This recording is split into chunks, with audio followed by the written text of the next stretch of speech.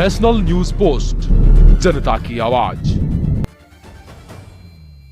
मुख्यमंत्री पुष्कर सिंह धामी ने 8 और 9 दिसंबर को FRI में आयोजित होने वाले destination Uttarakhand global investor summit की तैयारियों को लेकर आयोजन स्थल पर की गई सभी व्यवस्थाओं का जायजा लिया। 8 दिसंबर को प्रधानमंत्री नरेंद्र मोदी कार्यक्रम का शुभारंभ करेंगे, जबकि गृह मंत्री अमित शाह 9 दिसंबर को समापन कार्यक्रम में शिरकत करेंगे। मुख्यमंत्री पुष्कर सिंह धामी ने कहा कि destination Uttarakhand global investor summit के तहत अभी 3 लाख करोड़ के करार किए जा चुके हैं, जबकि 44,000 करोड़ के करारों की ग्राउंडिंग हो चुकी है। उन्होंने कहा कि देवभूमि उत्तराखंड में कार्य करने वाले निवेशकों द्वारा जो रुचि दिखाई गई है, उससे राज्य में प्रगति की नई ऊर्जा का संचार हो रहा है।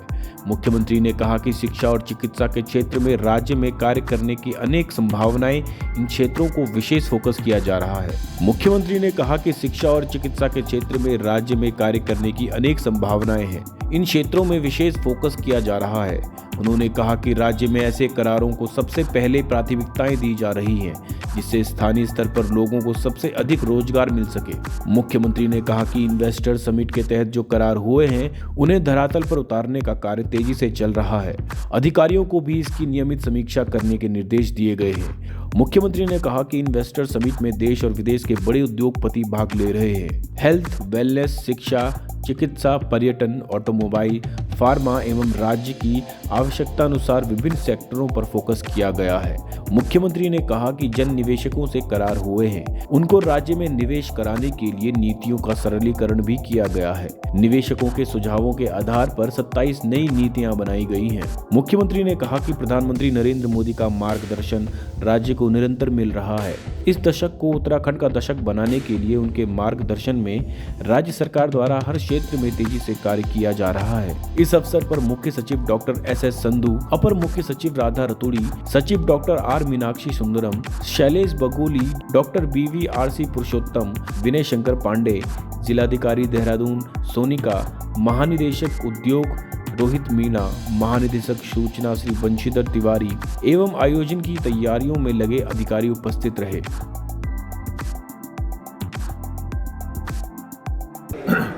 इन्वेस्टर समिट हमारे राज्य के लिए बहुत बड़ा अवसर है और राज्य के अंदर जहां इन्वेस्टर समिट के बाद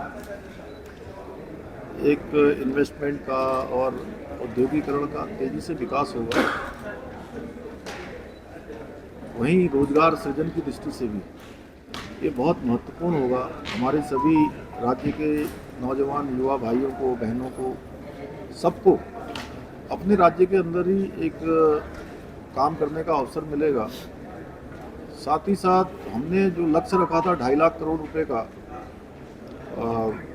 इसमें MOU का, वो लक्ष्य हमारा पार हो गया। लगभग 3 लाख करोड़ से भी ज़्यादा के MOU अभी तक हो गए हैं।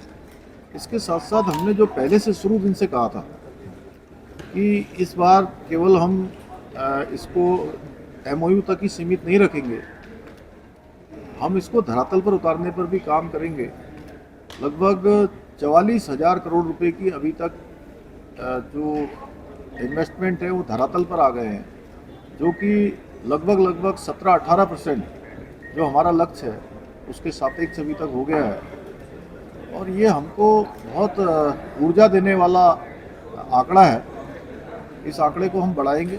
इसके बाद भी लगातार इसकी हम समीक्षा करेंगे, मॉनिटरिंग करेंगे और हमारा प्रयास होगा कि आने वाले वर्षों में एक बड़ा इन्वेस्टमेंट जो MOU के रूप में अभी हमारे सामने आया है वो धरातल पर उतरे।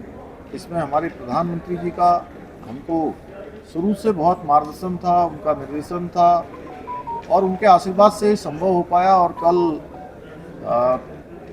हमारे जो कार्यक्रम है उस कार्यक्रम का उनके द्वारा शुभारंभ होगा, जो लगातार कल और परसों 2 दिनों तक कई सारे अलग अलग सेशनों में चलेगा। और समापन समारोह में माननीय गृह मंत्री जी का भी हमको आशीर्वाद मिलेगा और बीच के सेशनों में अलग अलग जो हमारे लोग हैं, अलग अलग जो उस सेक्टर के लोग हैं, उन सेक्टर के लोगों से बात होगी और बीच में जो 1-to-1 मीटिंग जो होंगी वो मीटिंगें भी आयोजित होंगी। कुल मिलाकर ये राज्य के लिए एक बड़ा अवसर हमारे सामने है और इसके कारण से आज जहाँ इन्वेस्टमेंट इतनी बड़ी मात्रा में आ रहा है, इतनी बड़ी संख्या में आ रहा है, वहीं राज्य के अंदर जो हमारी राजधानी है वो राजधानी भी तेज़ी से बदली है। जो काम हमारे कुछ विलम्ब से चल रहे थे वो काम भी तेज़ी से हुए हैं।